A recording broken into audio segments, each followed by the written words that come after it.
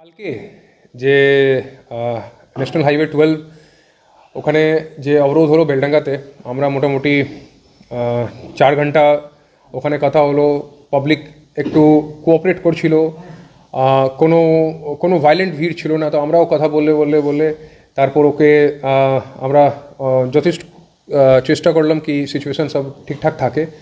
তো কালকে যে মাইগ্রেন্ট লেবার ওখানে ঝাড়খণ্ডে মারা গেছিলেন, ওকে টিম আমাদের কালকে রাত্রিবেলায় ঝাড়খণ্ডে একটা টিম, ডালটেনগঞ্জ জেলাতে একটা টিম অলরেডি এখান থেকে চলে গেছে, এখন ওখানে তদন্ত করছে। ওখানকার লোকাল এসপির সঙ্গে আমার কথা হয়েছে। এছাড়াও আজকে যে ইস্যু হলো সকালে, বারোয়া মোড় ব্লক করা হলো অলমোস্ট অ্যারাউন্ড 11 সাড়ে 11 বাজে। আর তারপর ওখানে রেলওয়ের যে পাঁচরাহা মোড় ছিল, পাঁচরাহা মোড় অবরোধ হলো। তো এই দুটা যে ছিল, পুলিশ তারপর ওখানে বারোয়া মোড়ে গিয়ে কথা বলছিল।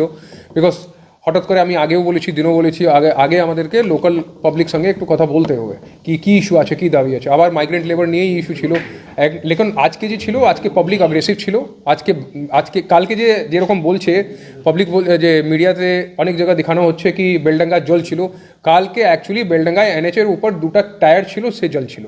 বেলডাঙ্গায় কিছু মানে কোনো জেনারেল পাবলিকে কোনো ইস্যু, কোনো ইঞ্জুরি হয়নি, কোনো বাস কোনো ট্রাক কারো ওপর কোনো অ্যাটাক কিছু হলো না। আমরা একটু পেশেন্স ধৈর্য ধরে আমরা কথা বললাম, কথা বলে তারপর যে অবরোধ ছিল ওকে তুললাম, ট্রেন অবরোধ তারপর তুললো। বাট আজকে স্টার্টিং থেকে পাবলিক অনেকটা ভায়োলেন্ট ছিল। আজকে যখন আমরা কথা বলছিলাম, এর মাঝখানে ঢিল ছড়াছড়ি চালু হলো। অ্যান্ড ওখানকার একটা এনবিএসটিসি বাস ছিল, ওর কাঁচ ভেঙে দিল। তারপর উই রিসর্টেড টু লাঠিচার্জ, আমরা লাঠিচার্জ করলাম।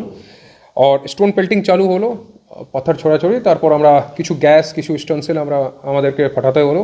ওখানে রেলওয়ে লাইনের উপর পাঁচরাহা মোড়ে অনেক ভিড় ছিল। তারপর ওখান থেকে যখন রেলওয়ের লাইনের যে পাথরগুলো আছে, পাথর যখন চার্জ করলো, তারপর আমরা উই অলসো রিসর্টেড টু লাঠি চার্জ और गैस गन वगैरह फायर करके ultimately situation was brought under control. আমরা তারপর পুরা বেলডাঙ্গা মিউনিসিপ্যালিটি, গ্রামের এরিয়া দিকে আমরা সব জায়গা ঘুরে এরিয়া ডোমিনেট করলাম।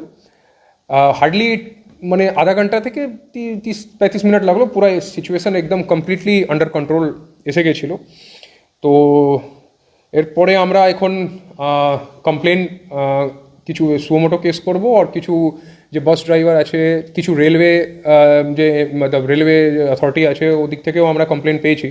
আমরা অ্যাকর্ডিংলি যে লিগাল অ্যাকশন আছে এরপরে আমরা এখন পর্যন্ত টোটাল স্পট থেকে আমরা টোটাল 30 জনকে তুলেছি, 30।